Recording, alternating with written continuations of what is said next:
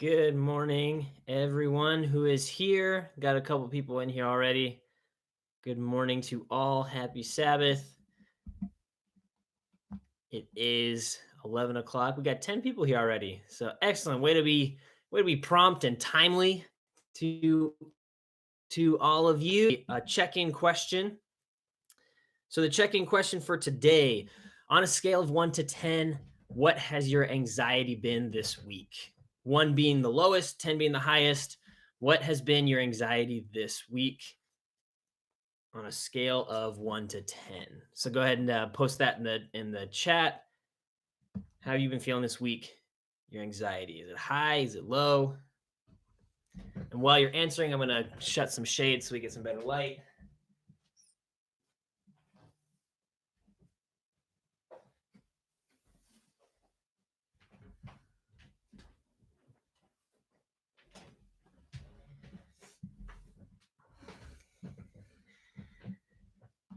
Got a 5.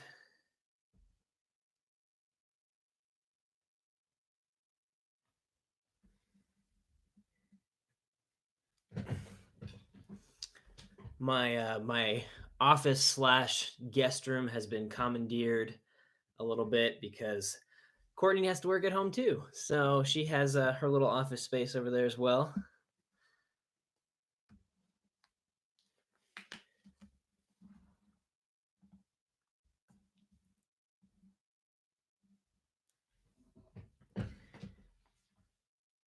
So for those of you who just joining us, our check-in question is, what has your anxiety level been on a scale of 1 to 10 this past week? Susan says it has run the gamut with my local hospital shutting down. Yeah, that can be scary. So it's probably going up and down quite a bit.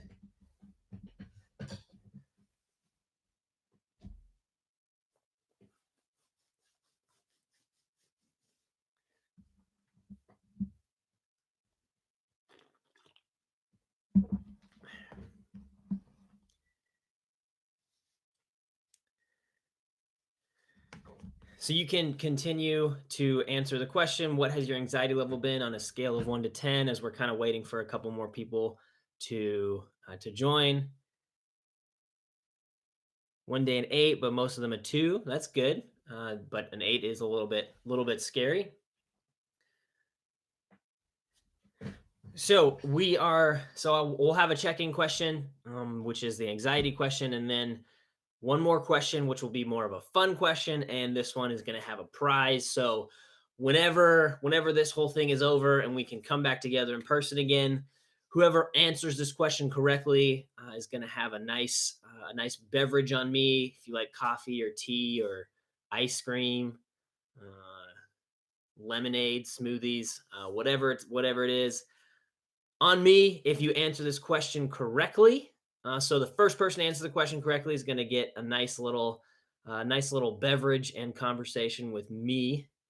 Seamus is a 2. That's good. Hi, Seamus. Nice to see you again. I miss hearing your voice telling me hi when I start my sermons.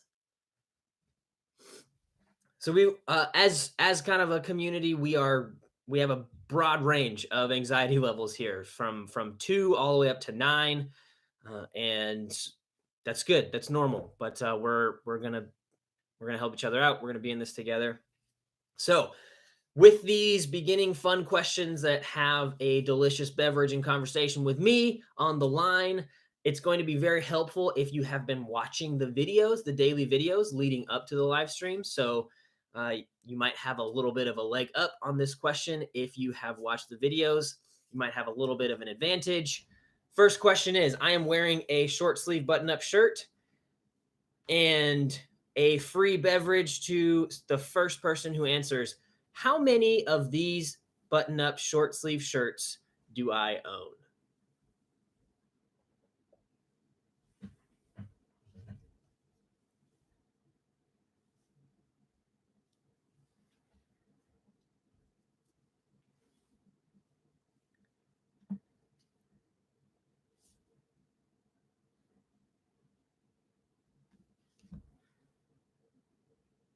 Okay, first, we have a whole bunch of answers here. 1 is not the correct answer because I I've been wearing several in the video, so it's not that one. 4 is close. The first correct answer. There's a lot of correct answers. 5 is the correct answer. So Ultimate Gamer 728, you are so congratulations. We will meet you at some point. I assume, but you are the winner. So you might want to somehow identify yourself to me so that you can claim your prize. I have 5 of these shirts.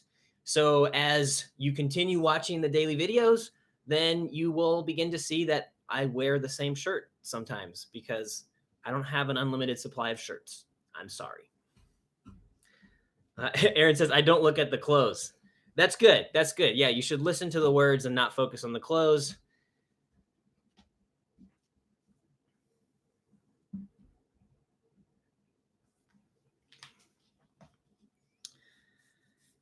So, congratulations, gamer pal. I don't remember what your tag is. Ultimate Gamer 728. And so Wayne is texting me. I have plenty of t-shirts if you need some. So I do have an unlimited supply of t-shirts apparently. So good morning to you all. I miss all of you dearly. I am sad that we have to meet this way again. It's been a struggle to be able to prepare things where I can't see faces and I can't hear responses, and I don't get to have Keith making great comments that actually are leading to where I'm actually going. I miss that, and so I'm happy to be here with you all, and also I am very much looking forward to a time when we can come together and have a good time. Another text about my buttons being closed, which is a problem I tend to have. I've found recently is that some of my buttons come undone, and that's very embarrassing for everyone. So I'm very much looking forward to a time when we can come back together. But for now, I'm happy that we can have a time to commune, to come together, to at least hear one person speaking and see some of the chats of the other people. I want to have a time of prayer because as we've seen from the check-in question today, some people are feeling pretty great as far as anxiety goes, but many of us are feeling quite anxious during this time. So I want to have a quick prayer, and we will begin with a time of worship and Bible study together. Heavenly Father, I thank you that we have the ability to connect, even though we can't be physically together.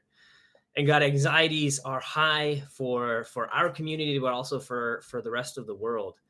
And so, God, I pray that as the Prince of Peace, you would give us a spirit of peace and calm amidst this very distressing time. And God, may today we find out that you are a God of life, and that life will ultimately win in the end. And you hear me pray. Amen. All right, so I am at the Aaron's household. I am up on the big screen, so I made it. I'm on TV, so congratulations to me. We are going to be looking at Leviticus 11 through 15 today. So we're kind of going back to our series that's going through the book of Leviticus, and Leviticus 11 through 15 is kind of an appropriate thing because it's about sickness and how, hey, if you're sick, then you need to not be around all the other people because then everyone gets sick. All right, so let's not have everyone get sick. If you're sick, maybe just take a step back, take a few days by yourself, and then you can come back. Welcome to the chat, Aletha. I'm glad you made it in. So I'm going to give a kind of a really broad overview of this section in the book of Leviticus, chapters 11 through 15. So in chapter 11, verse 13, chapter 11 is all about food laws and the different foods that are off limits. So, chapter 11, verse 13. And these you shall detest among the birds. They shall not be eaten. They are detestable. The eagle, the bearded vulture, the black vulture, the kite, the falcon of any kind, every raven, the ostrich, the nighthawk, the seagull, the hawk of any kind. And it lists all of these birds that, hey, these birds are not to be eaten. So, chapter 11 can be summed up with these are the land animals that you can't eat. These are the sea animals that you can't eat. These are the birds that you can't eat. And then it talks about some insects, and it's like, hey, actually, these insects are okay for you to eat, but not these ones. So that's chapter 11. Chapter 12 has to do with childbirth and what happens after childbirth. So this is what happens with childbirth. So it says in verse 2, speak to the people of Israel, saying, if a woman conceives and bears a male child, then she shall be unclean 7 days, as at the time of her menstruation, so she shall be unclean. Now, this is an important point, and I'm going to make it a lot throughout this sermon. The uncleanness that is mentioned here is ritual, not moral. Okay, so there's a certain it's saying, hey, this is clean and this is unclean. If you're unclean, it means you are ritually unclean. You are not morally unclean. So there's obviously nothing morally wrong with giving birth, right? And and so this is an uncleanness that is ritual, has to do with rituals rather than what has to do with morals. And we're going to mention that a lot. So the mother did not do anything wrong here, and that's why she's unclean. We're going to come back to this section and talk about it a little bit as well. So, chapter 13 is talking about different types of skin diseases. Verse 2 here, it says, when a person has on the skin of his body a swelling or an eruption or a spot, and it turns into a case of leprous disease on the skin of his body, then he shall be brought to Aaron the priest or to one of his sons the priest, and the priest shall examine the diseased area on the skin of his body. And if the hair in the diseased area has turned white and the disease appears to be deeper than the skin of his body, it is a case of leprous diseases. When the priest has examined him, he shall pronounce him unclean. But if the spot is white in the skin of his body and appears no deeper than the skin, and the hair has turned white, the priest shall shut up the diseased person for 7 days. So that was hard to read. I imagine it was even harder to hear. You probably tuned out to even what I was saying. That's fine. That's the whole chapter of Leviticus 13 is just very technical. If there's white hair, if there's no white hair, if it's skin deep, if it's not, and there's all it's a crazy chapter that's really hard to understand. And if you show this to different Levitical scholars have showed this to medical people, and they say, well, I don't know what disease they're actually talking about here. It doesn't really make any sense. It's for sure not leprosy as we understand leprosy. What the word leprosy in the Bible usually refers to all kinds of different skin diseases, but we don't exactly know what this disease actually is. But again, what we see here is that the uncleanness that a diseased person has is ritual, not moral. And that's going to be an important point. So chapter 14 then is about once you have gone through your period of cleansing, when you have one of these skin diseases, then here's a process that you go through in order to ritually become clean, to re-enter into the community. Verse 9 says, and on the 7th day he shall shave off all his hair from his head, his beard, and his eyebrows. He shall shave off all his hair, and then he shall wash his clothes and bathe in water, and he shall be clean. So there's a process of where you shave off all of your hair, even your eyebrows, and that's one of the things that you have to do in order to be ritually made clean. And chapter 15, the last chapter in this section, has to do with genital discharges. And verse 13 in chapter 15, and when the one with a discharge is cleansed of his discharge, then he shall count for himself 7 days after his cleansing, and wash his clothes, and he shall wash his body in fresh water, and shall be clean. Again, this is a ritual uncleanness, not a moral one. So that is a very quick overview of this section in Leviticus. It's very technical. It's sometimes hard to understand, but let's break it down and then we'll see what's underneath it all and see if we might grab something for today. So, back in Leviticus chapter 11, those of us who have been a part of the Adventist faith tradition for a long time, we have kind of a rich history with this chapter. The first thing I will mention is that I did not find anything in the Bible itself or in the scholarship of the Bible that would suggest that Leviticus 11 is somehow different than Leviticus 12 through 15. That 11 signifies something that is binding for all time, but 12 through 15 can be a little bit more culturally understood. I didn't see any differences in the scripture itself, but also in anyone who has written anything scholarly about Leviticus. There's not really a distinction that's made here. So the the more recent Adventist tradition has been an emphasis on the health aspects of Leviticus 11, and that's great. That's important, and also we need to make the distinction between things that are concerning health and things that are concerning theology. All right. So if we want to make a claim about the health aspect of Leviticus 11, then we need to make that distinct from a theological point that we are making. This is about health, not theology.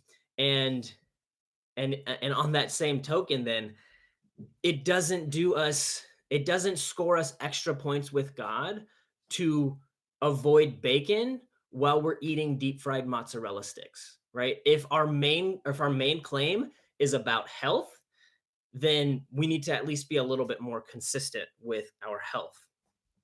Now, Jacob Milgram, who is the premier premier scholar of Leviticus. It was his life's work to study every single word in the book of Leviticus.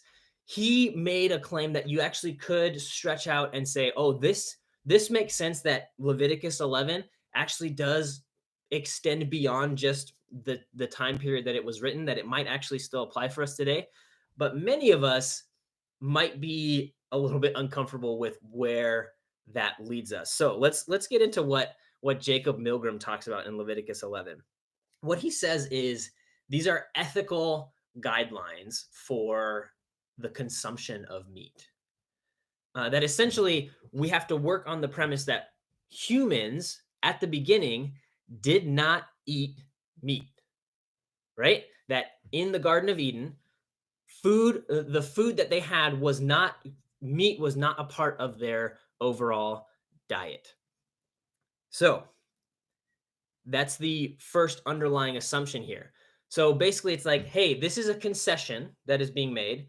You obviously really want to eat this meat. So here are some ethical guidelines around eating flesh. So he gives 3 points that say this is why it's probably kind of an ethical guideline. The first is that there is a severely limited amount of choice of the sentient beings that are available for food. When you think about all of the animals that exist in the animal kingdom, the amount of animals that are for human consumption, according to Leviticus 11, is actually quite small. In contrast, the vegetable and fruit kingdoms, there is no limitations on what we can eat. We can eat all of those things, but according to Leviticus 11, there's a very small amount of herbivores that are available for our consumption.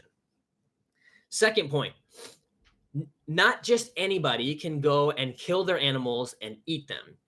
A select few group of people could actually do the slaughtering. And there were strict restrictions about how the slaughtering was supposed to happen. So in Leviticus 17, we see that only the priests could do the slaughtering of animals. And the Bible doesn't describe exactly how that process was supposed to take place, but the Talmud, which is a companion piece to the Hebrew Bible, the Talmud gives to be slaughtered. And the main emphasis was that it was to be humane and painless.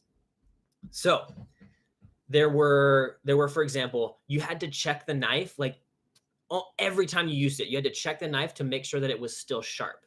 Right. So everything was about the how humane the process was and how painless and how quick it was. And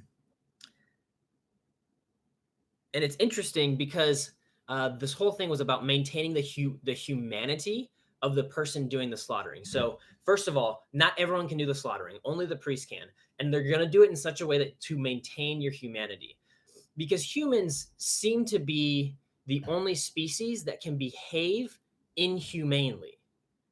Right? That we are humans and yet we can behave inhumanely. A zebra can't behave unzebrally, right? But humans have this capacity to behave outside of who they actually are. And so there was this strict process about, hey, if you're going to kill an animal, this is how it needs to happen. Point number 3 in this ethical guideline is that you can only eat an animal after the blood has been drained from the dead animal. So blood is a symbol for life. So whenever we see blood in Leviticus and throughout the whole Hebrew scripture, blood is a symbol for life. This is going to be a big point today. Blood is a symbol for life. Blood equals life. So humans have a right to nourishment, but they do not have a right to the life of others. You cannot eat an animal unless it's been drained of its blood. Now, remember, these were slaves in Egypt, and they are being introduced to a brand new world, a brand new system of going about life. So this is just the beginning, right? That a lot of times what we're seeing in Leviticus is, hey, here's a first step that gets you closer to the ideal that we're striving for. I can't give you the ideal, so let's go one step closer. Okay, so this is just the beginning. This is the first step. If Jacob Milgram is right, that this is the ethical guidelines of how to deal with our desire to eat meat, then this is the ethical first step. So if we are following it to its logical conclusion, if the goal of this was to increase the humanity, to make it as humane as possible and as painless as possible, does the meat that we eat today, is it humanely treated? Right? Is it killed in a way that is quick and painless? And is it killed in a way that is respectful of the life that it has within it? Right? So if Leviticus 11 is the first step, then and if it's an ethical guideline, like Milgram says, then what's the logical next step? What's the logical second step? And what's the logical third step? So if we are going to be making claims about, hey, Leviticus 11 is really important because it gives food laws that God wants for us to govern the way that we eat, then the questions that we need to ask ourselves are these questions like, okay, if this is the first step, what's the second step? Where the goal of this is to be as humane and painless as possible for the animal that respects the life that is within it. What is the logical next step? And what's the logical end step? These are questions that we need to ask ourselves if we are going to seriously consider what Leviticus 11 has for us. So, Leviticus chapter 12 then is dealing with childbirth. Now, the important thing to note here, in 12 through 15, chapters 12 through 15, there is no sin language mentioned. Okay, so none of this is about sin and someone committing a sin and then now they need to do these processes to not have sin anymore. All of this is simply about being ceremonially unclean, ritually unclean. So, chapter 12, talking about childbirth. In childbirth, there is a tremendous amount of blood lost. And remember, blood is a symbol for life. Blood is the life is flowing through us. So what we have here then is a tremendous amount of life being lost at childbirth. And for those of us who have actually given birth here, I am not one of them, obviously, but for those of you who actually have given birth, it probably didn't just feel like it was a loss of symbolic life. It probably felt like you were literally dying when you were giving birth because of how painful it is, right? And so what this chapter is saying, hey, take some time to properly appreciate the godlike energy that women have in the ability to generate new life. Take 7 days, right? And remember, whenever we hear 7 days, what we're supposed to be thinking about is the creation week, 7 days, which means that there is a new world, a new way of looking at life on the other side of this 7 days. Take these 7 days and enter into a new life, a new world with a literal new human being, with a new, literal new life. And so it was, so this time that you're supposed to take is a time to properly appreciate what just happened. There was a tremendous amount of life lost, but the life lost created a new life, a new human. Chapters 11 and 12 are about heightening our sensitivity to these most basic elements of life, childbirth and food, where we actually sustain ourselves. So it's heightening our sensitivity to these things. Now, chapter 12 and 13, or 13 and 14, are about skin diseases. And again, what we see here is there's no sin language, there's no judgment. This would have been a massive step forward in human consciousness because the people are used to understanding that if I have some type of skin disease, that is an indication that God is upset with me, that the gods are punishing me for something. And there's no such language here. It completely removes divine judgment and guilt from this section. It simply says, hey, this is something that happens, and here's a way that we can deal with it. Okay, so the God is not punishing. God is not punishing people for having these skin diseases. Now, the words clean and unclean are mentioned 60 times in chapters 13 and 14. And so what we see here is that there is a great concern for these skin diseases, but there's also a compassion that is on the other side of it. So an example of that is in Numbers, Miriam, who is the sister of Aaron and Moses, she gets one of these skin diseases. And so she has to leave the camp and sit outside of the camp for 7 days. She has to go into her quarantine. And so she goes into her quarantine for 7 days. But what's important to note is that the camp does not move on without her during that 7 day period. The camp stays there for 7 days until she can be reintegrated back into the community, and then they move on. So there's a concern, hey, this is serious. We need to take it seriously, coupled with a compassion that says, hey, you need to leave for a while, but we're going to wait for you. We're going to wait until you come back before we move on.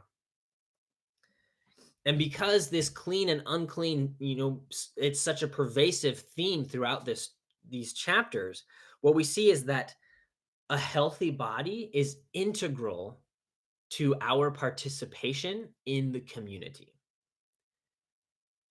Now, think about if you're going in for a surgery and they've given you the drugs to kind of put you under and you're reeling in, but you're still kind of awake. You're looking around and you go into the operating room and you see that there's a trash can in the corner and it's just overflowing with like takeout and food and everything like that. And you think, wow, that's a little bit interesting. And you turn over and you see the operating table with all of the instruments that they're going to use to cut you open and fix whatever problems you have.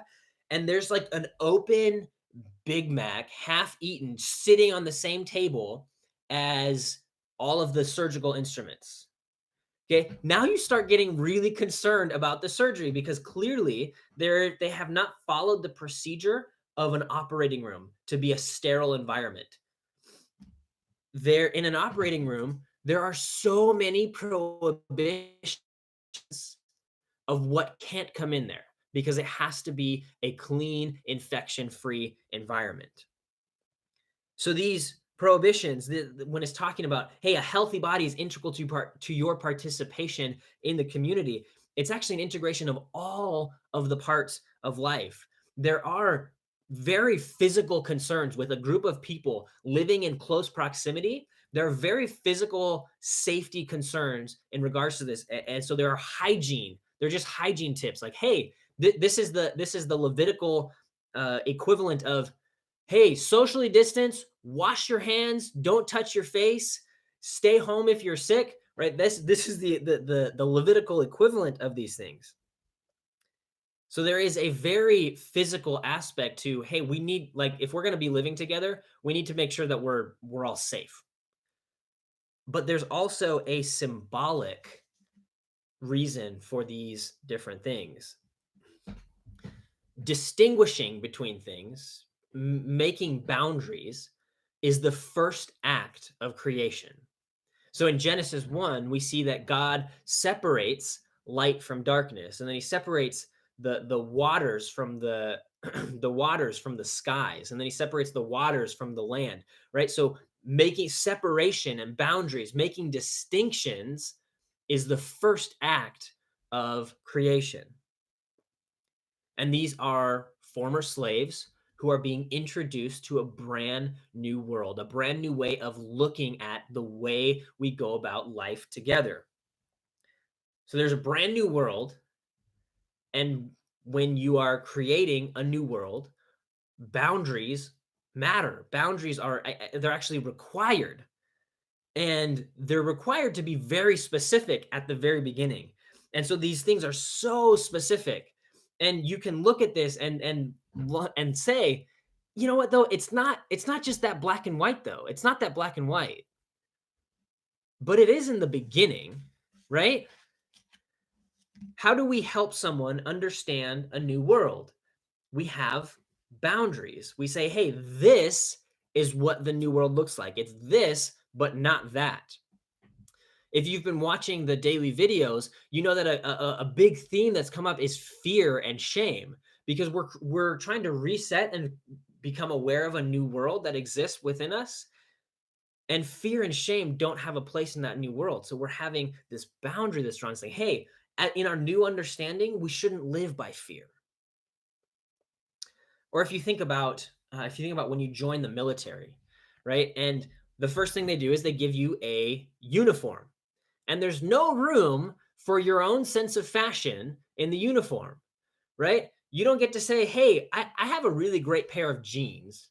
Do you mind if I wear those jeans with the uniform? No, there's no room for your own sense of fashion. There's not even any room for your own haircut, right? Here's your uniform, wear it exactly this way, cut your hair this way, and shave the hair off your face. Okay? There are these strict distinctions at the very beginning because it has to be this way. In the beginning, boundaries really matter. This and not that. Now, we are heading somewhere with this because we may have noticed that if we look at the life of Jesus, Jesus actually breaks a lot of these rules, right? He touches people who were unclean.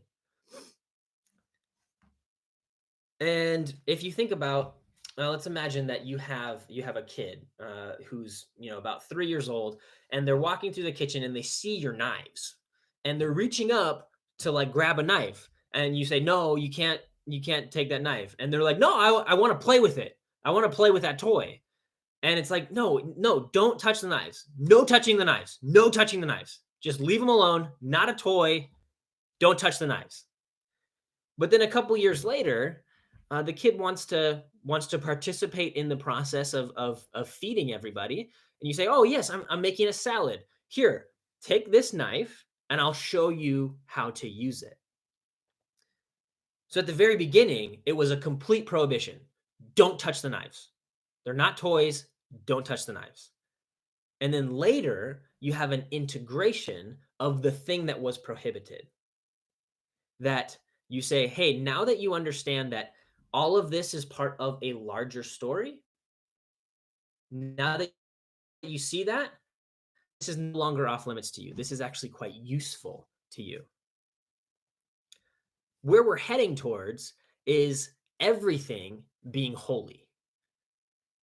And so we're heading towards when the curtain in the temple tears and the presence of God rushes out into all of the world, what it's saying is, hey, all of the world, all of the created universe is actually holy because it was all made by God. But in order for everything to be holy, something has to be holy. We have to start, if we're going to get there to everything being holy and a proper respect for all of those things, then we have to start here where something is holy. Let's make these clear boundaries. This one is holy. This one is not. And it starts with a prohibition.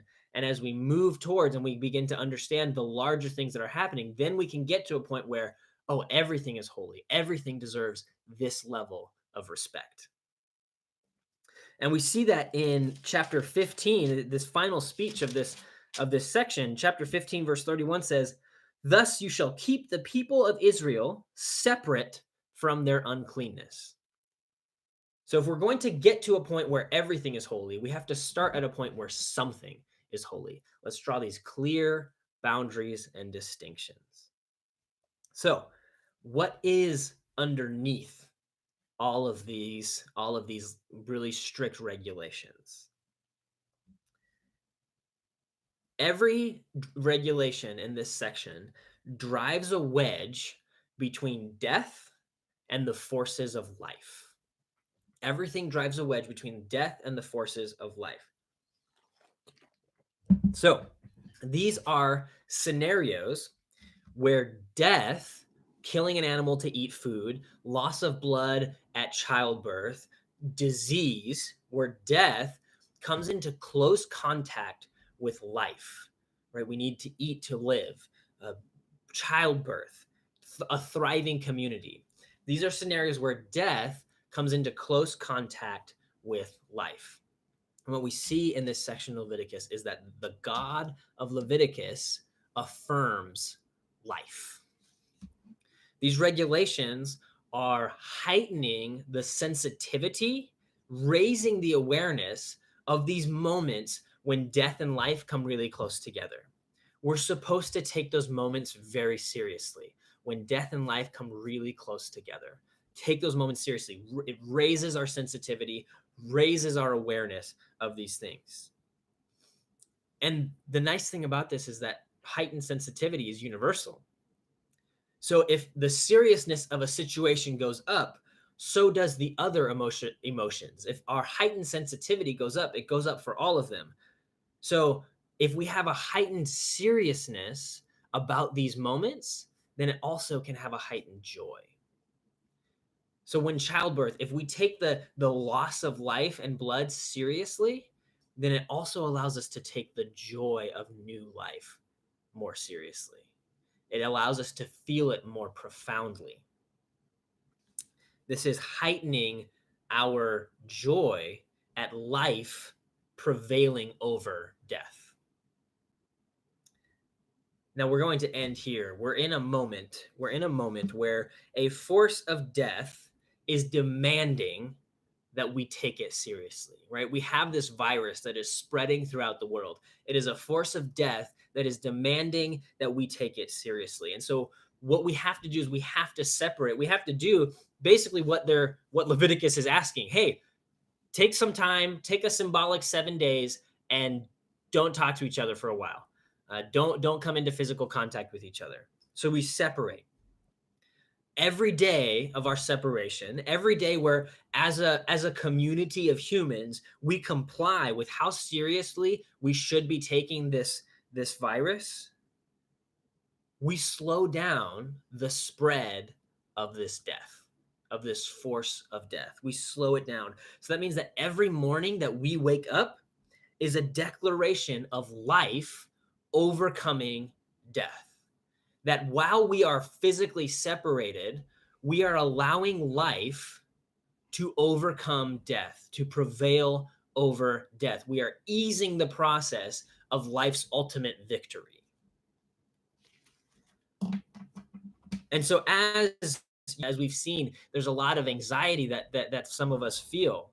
As our senses are heightened to the seriousness of the situation, may we also be heightened to this force of life that is swelling because of how seriously we are taking it. It's not immediately clear because when we shut things down like this, it usually takes a little bit before we start to see the effects of life overcoming death in these types of situations. But we, because of our heightened sensitivity, we can be made more aware of this life that is swelling and building in order to ultimately overcome this force of death. So as we've been talking about in the daily videos, our world is being reset. And we are now in this new creation week, right? There's a symbolic period of quarantine where we're taking a week and we're stepping back and we're saying, okay, we need to recreate the world. So we're allowing the world to be recreated. There is a whole new world of life on the other side of this creation week. And so may we let the forces of life build up within us, within this as we let our as we let our sensitivity grow. May we be more aware of these forces of life that are building within us, so that when life finally prevails over this force of death, we can enter into this new world, a new normal, as a community that constantly is answering the question that is underneath the entire book of Leviticus, which is, what does a well-ordered world look like? The underlying question in the whole book of Leviticus, what does a well-ordered world look like? So may we be more aware, may our sensitivity be heightened to the life force that is building within us, so that when life ultimately does prevail, we can be a community that always answers that question: what does a well-ordered world look like? And until we are able to engage physically with that new world, may God bless you and keep you. May the face of Jesus shine upon you and be gracious to you, and may the fullness of the Spirit dwell within you and give you peace. Thank you so much for being here today. Happy Sabbath. May you find rest today.